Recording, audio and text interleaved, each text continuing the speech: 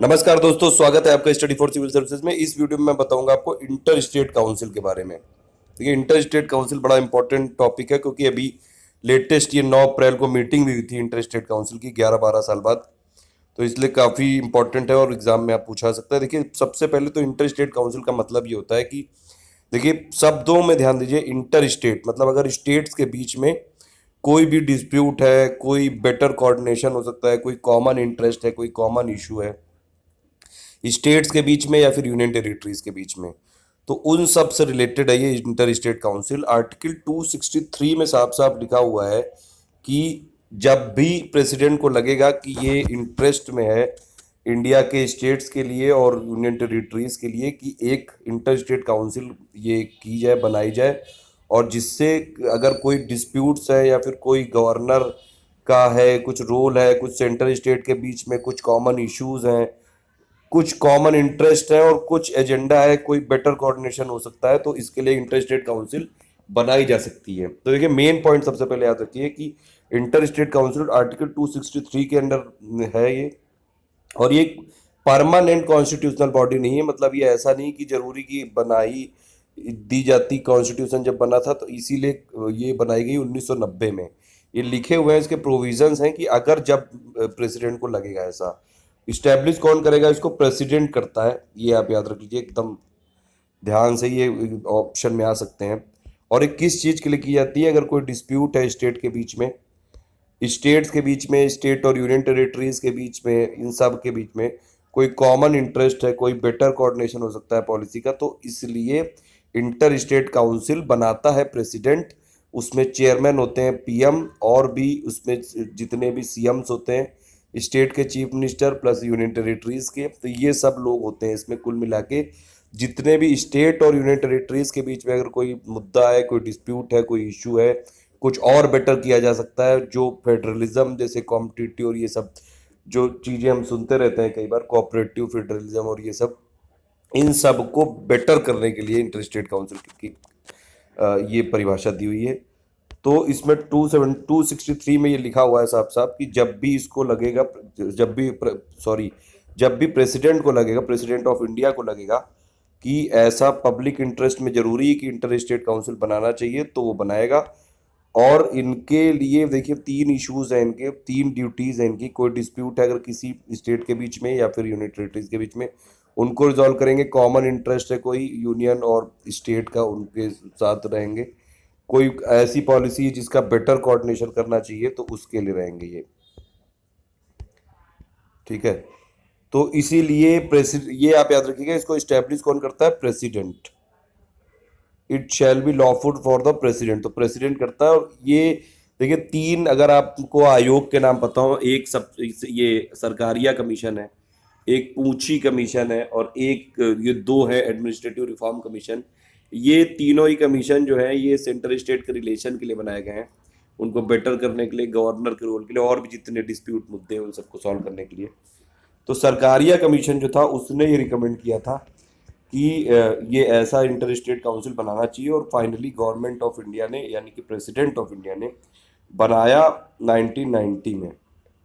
1988 में बोला था ये सरकारिया कमीशन ने कि एक परमानेंट इंटर स्टेट काउंसिल बनानी चाहिए, जिसको बोलेंगे इंटर गवर्नमेंटल काउंसिल। तो ये बनाई गई 263 के अंडर, और ये 1990 में बनाई गई थी। ये जनता गवर्नमेंट ने बनाई थी। ठीक है, ये आप याद रख सकते हैं।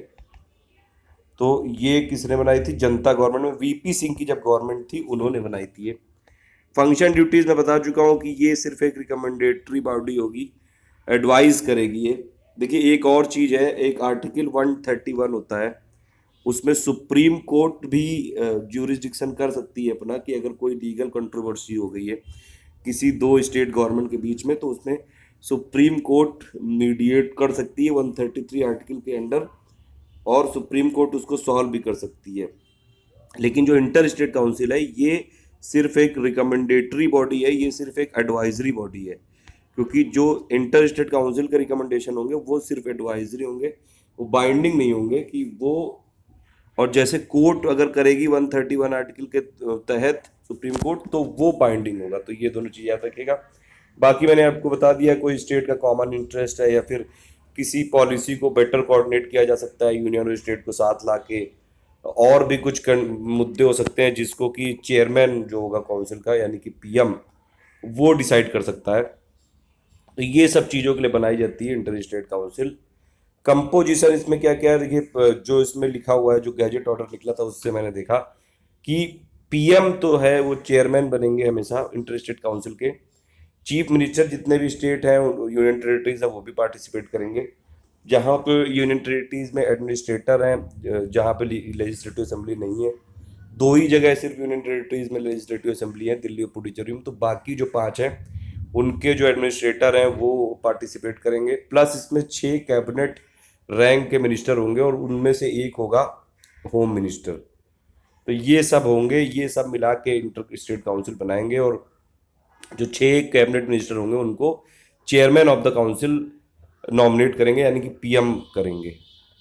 देखिए इसमें ये भी है कि ये देखिए पूरा ऑर्डर ही मैंने उठा लिया था इसमें कि चेयरमैन कौन होगा। इसमें चेयरमैन वैसे तो पीएम होगा, लेकिन अगर वो किसी कारणवश नहीं पार्टिसिपेट कर पा रहा है तो वो किसी भी मिनिस्टर को, किसी भी कैबिनेट मिनिस्टर को नॉमिनेट कर सकता है अपनी जगह चेयर करने के लिए। जैसे इस बार जो मीटिंग हुई थी उसको होम मिनिस्टर ने किया था, राजनाथ सिंह ने। प्रोसीजर इसका यही है कि ये लोग जो भी गाइडलाइंस दी हुई हैं जो ये सब पे काम करेंगे, कम से कम 3 बार मिलना है एक साल में। लेकिन ये तो बहुत दिनों से 12 साल बाद हुई है, 11-12 साल बाद, तो इसलिए ये सब चीज़ें फॉलो नहीं करी गई हैं। कैमरे में होनी चाहिए इनकी मीटिंग और 10 मेंबर होंगे उनके जो कोरम बनाएंगे। कोई भी क्वेश्चन कंसेंसस से डिसाइड होगा और चेयरमैन का डिसीजन होगा फाइनल। और इसमें अगर काउंसिल ऐसा सोचेगी कि कुछ और भी चीज़ें ये सेंट्रल गवर्नमेंट से ऑब्जर्व करनी चाहिए, कुछ और प्रोसीजर, तो भी करते रहेंगे। सेक्रेटरीट इंटर स्टेट काउंसिल का बनाया जाएगा, ये इस समय है होम मिनिस्ट्री के अंडर में। जोनल जो काउंसिल होती हैं और प्लस इंटर स्टेट काउंसिल दोनों के जो सेक्रेटरीट है कॉमन है इंटर स्टेट काउंसिल का, होम मिनिस्ट्री के अंडर में है ये। उसके अलावा ये देखिए inter state council secretariat home ministry के अंडर में, ये पिक वहीं से उठाई है।